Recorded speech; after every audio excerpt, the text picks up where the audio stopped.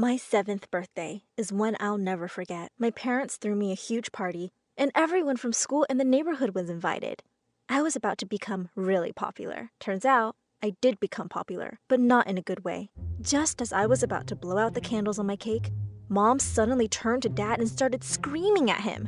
Mom yelled, "I saw where you were looking! You better keep your eyes to yourself!" My dad started screaming back that she was a psycho. But before he could say anything else, Mom had dug her hand into my cake, grabbed a fistful, and shoved it in his face. Everyone stood looking at the two of them in stunned silence, while I started sobbing.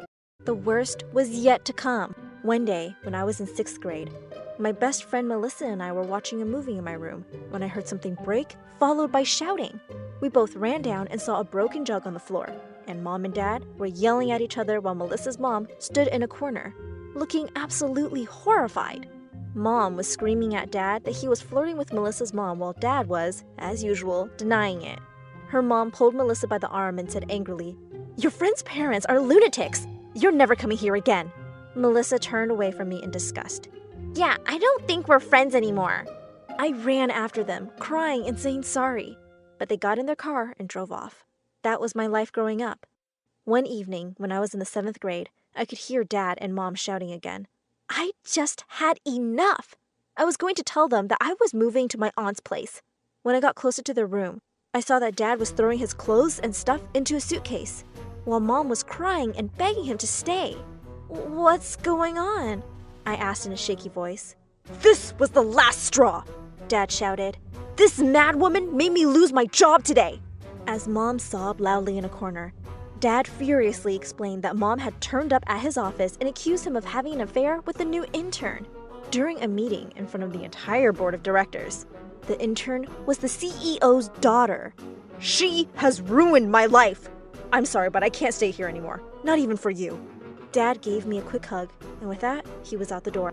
He would occasionally call me to check up on me and would send us money, but he refused to come anywhere near my mom. I was so angry that I was left to deal with her craziness all by myself. 6 months later, he sent her divorce papers, and she completely lost it. Mom shouted, "I knew he was cheating on me and didn't love me or even you. Your dad is abandoning you for another woman. What a horrible father." Some days, I just hated her. Suddenly, she became obsessed with my grades and kept telling me that I had to focus on my education because I couldn't rely on a man for anything. Funny, because she wouldn't even get a job and just lived off of the alimony she was getting from the divorce. She would spend most of the money on silly dresses and shoes, trying to look 10 years younger, and went out to clubs with her friends every other night. She started dating this guy, Ron, who I didn't like instantly.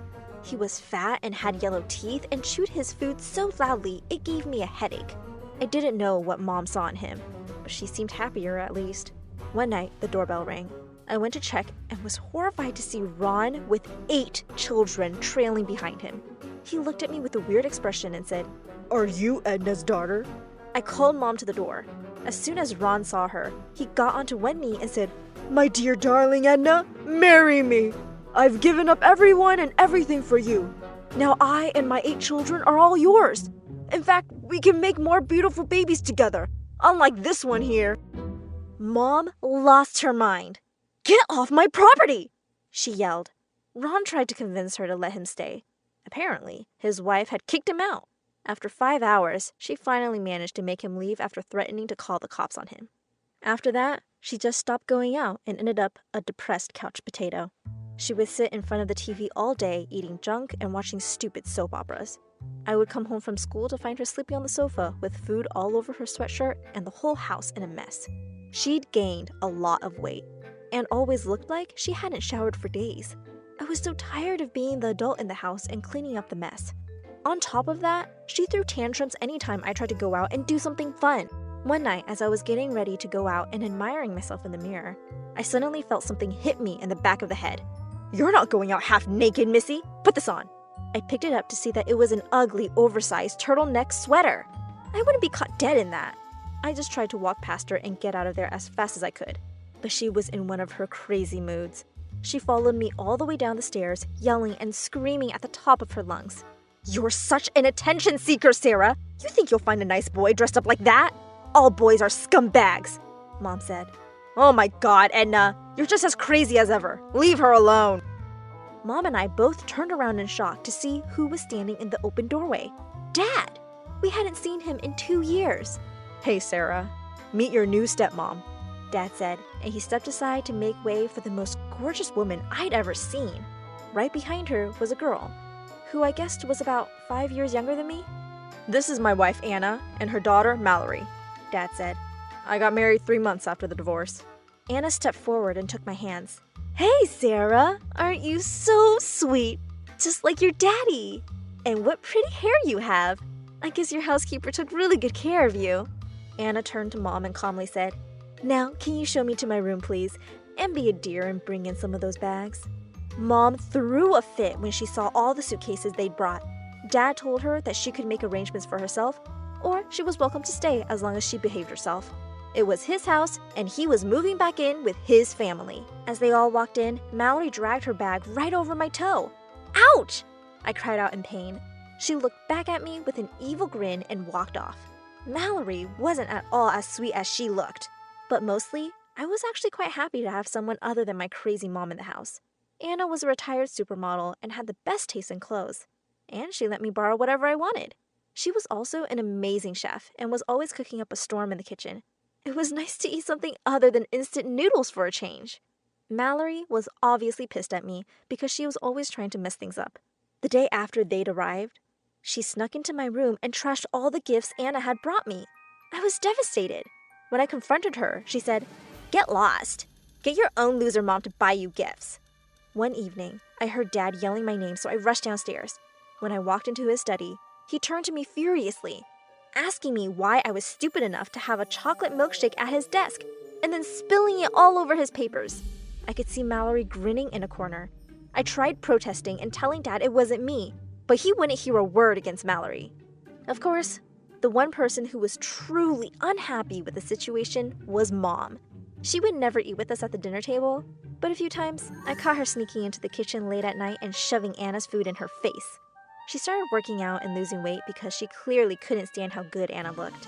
And every other day, just as we were sitting down for dinner, she would come down all dressed up and say she was going out on a date. One day, she said Brad freaking Pitt had met her at a bar and asked her out. Mallory snickered. Brad Pitt? As if! Are you sure it wasn't Danny DeVito? Dad roared with laughter and called Mallory his funny little girl, while Mom stormed off in a huff. One night, Dad announced that we were all going out for dinner. Mom made a face and was about to walk out of the room, but Dad turned to her and said, If you want to live here, you better start acting like you're part of this family. Go get dressed and come down in 20 minutes. Mom looked furious, but she had no choice. She was turning her nose up at everything and not talking to anyone. But as soon as her beef burger arrived, I could see her eyes going wide and her stomach growling. Without even waiting for anyone else's food to arrive, she started chomping down on her burger. Anna looked at her in disgust. You eat like a cow! She laughed. Dad and Mallory joined her. Anna's laughter died as a flying burger struck her in the middle of her chest, and she looked down at the ketchup and mustard stains on her white Gucci dress. She walked over to Mom and poured a large glass of soda over her head. Before anyone could stop them, the two were in a catfight. Mom was yelling crazy things like, You stole him from me! I met him after the divorce, you psycho! Anna yelled back. Someone had called the police, and they tried to pull them away from each other. Dad came down to the police station and bailed Anna out. We all decided that leaving Mom in there to cool off for a couple of days would be the best idea. We had a great family movie night in peace. I'd been wanting to ask my boyfriend Jake over to my place for ages, but of course, I never would with Mom around. When I told Anna about him, she was really excited to meet him and told me to invite him that night. Luckily, Mom was still behind bars, so it all worked out pretty well. Jake was an instant hit with everyone. Anna nudged me with her elbow and said, I didn't think Sarah would be able to get someone as hot as you. And she winked at him. He turned completely red. Wait, was she flirting with him? And what the hell was Mallory doing putting food on his plate and looking at him with puppy dog eyes? I thought, feeling annoyed. Later in the evening, while we were watching a movie in my room, Mom suddenly barged in, grabbed the remote, and switched it off. I jumped up angrily. What the hell do you think you're doing, Mom? Oh, you just wait and see. That boyfriend of yours is as good for nothing as the rest of them, she said excitedly as she shoved some photographs into my hand. I gasped in horror as I saw pictures of Jake with a gorgeous brunette in a cafe. There were more of them on his college campus, and then one of them going into his apartment with their arms linked. I stared at Jake in shock. "I keep telling you that you can't trust any boy. Here's the proof," Mom said, looking really pleased with herself. I was so angry I threw the pictures in Jake's face. "This is what you do behind my back? You two-timing piece of trash!" I yelled at him. He jumped up from the couch looking furious. "That is my sister. She goes to another college and was staying with me over the weekend. I am out of this madhouse." And with that, he stormed off. I'd had enough of this. "Mom, you're crazy and you're making everyone around you miserable. Dad never cheated on you and Jake would never cheat on me. Stop ruining our lives," I screamed. I went over to Jake's apartment and cried and apologized for everything. He was super sweet and understanding and asked me to move in with him. I moved out as soon as I could, and life started looking up. Dad and Anna kept in touch occasionally, but I didn't hear a word from Mom. Later, I heard she'd gotten a job and had finally moved out of Dad's house. Well, good for her. I still wanted her to stay miles away from me. One evening, as Jake and I were planning to go on a dinner date, he handed me a bag with a lovely yellow dress in it. I tried it on and kissed Jake because it was just perfect. He laughed and said, "Well, actually, Anna helped me pick out the dress." I called her the next day to thank her. "I knew you'd love it," she said happily. "I remember you'd pick sunflowers at the park when you were a kid because you loved yellow so much." I froze. "Wait, what?" I mean your dad told me," Anna said, sounding a bit flustered now. "Anyway, gotta go." My mind was spinning when I hung up the phone. I headed to Dad's house. I went straight to Anna's room and started going through her closets and drawers. I came across an old photo album, and with my heart pounding, I opened it. I sat down on the bed in shock. The woman from the park was Anna. It all came rushing back to me now. I hadn't recognized her because it was such a long time ago, and she'd changed her hair color too. I was left with no doubts as I went through more pictures. The three of them together. Not only had my dad been cheating on Mom all these years, but Mallory was his daughter. She was my half-sister. I rushed to Mom's new address, and as soon as she opened the door, I gave her the biggest hug. I cried and told her that she had been right all along. She started crying too and said she just knew it, and she wasn't crazy like Dad had been saying all these years. I convinced Mom that we had to confront Dad and Anna about this, and we headed over to his place later that evening. As I stormed in, ready to scream at Dad, I saw him and Mallory sitting in the lounge looking really worried. Dad said Anna had dropped Mallory at his office in the afternoon, saying she had errands to run. But since then, she hadn't been answering her phone, and he had received a notification from the bank that a large withdrawal of money had been made today.